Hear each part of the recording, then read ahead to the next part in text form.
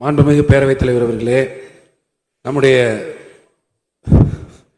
தமிழ்நாட்டினுடைய சர்வதேச அடையாளமாக இருக்கக்கூடிய கொடைக்கானல் மிகவும் கடும் நெருக்கடிகளில் இருக்கிறது. குறிப்பாக வார நாட்கள் கிட்டத்தட்ட 3-4 மணி நேரம் போக்குவரத்து நெரிசல் அங்கே ஏற்பட்டு மக்கள் பெரிதும் அவதிக்கு உள்ளாகின்றனர். நம்முடைய மாண்புமிகு அமைச்சர் அவர்கள் ஏற்கனவே இந்த பிரச்சனையை தீர்ப்பதற்கு மாற்று வழிப்பாதை அங்கே உருவாக்குவதற்கு ஆய்வுகளை மேற்கொண்டிருக்கிறார்கள். அந்த பணி என்ன நிலையில் இருக்கிறது என்பதனை தங்கள் வாயிலாக மாண்புமிகு அமைச்சர் அவர்களை கேட்டு அமைகின்றேன். மாண்புமிகு அமைச்சர் அவர்கள். மாண்புமிகு பேரவைத் தலைவர்களே, நம்முடைய சட்டமன்ற உறுப்பினர் தம்பி செந்தில் குறிப்பிட்டது போல இந்தியாவில் இருக்கிறவர்கள் எல்லாம், தமிழ்நாட்டில் மாத்திரம் இல்லை, இந்தியாவில் இருக்கிற சுற்றுலா பயணிகள் கூட கொடைக்கானலுக்கு வருகிறார்கள்.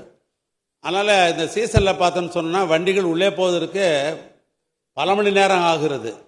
ஆனால் ஏற்கனவே இதே சட்டமன்றத்தில் பல நேரம் எதிர்க்கட்சியாக இருக்கிற பொழுதும் நம்முடைய செந்தில் அவர்கள் இந்த கேள்வியை அதை கேட்டதன் அடிப்படையில் இதற்கு முக்கியத்துவம் தர வேண்டும் என்பதற்காக நானே நேரடியாக அவர் அழைத்து கொண்டு கொடைக்கானலிலே போய் அந்த இன்னொரு மாற்றுப்பாதை அமைப்பதற்காக வேண்டிய பணிகளை ஆய்வு செய்வதற்காக நான் போயிருந்தேன்.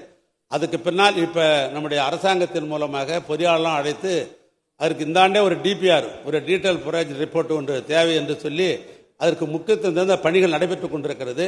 அது முழுமை அடைந்தவுடனேயே முதலமைச்சருடைய கவனத்துக்கு கொண்டு எவ்வளவு ரூபாய் தேவைப்படுமோ அதுக்கு எசைவு பெற்று அதற்கு இந்த ஆண்டே முக்கியத்துவம் தரப்படும்.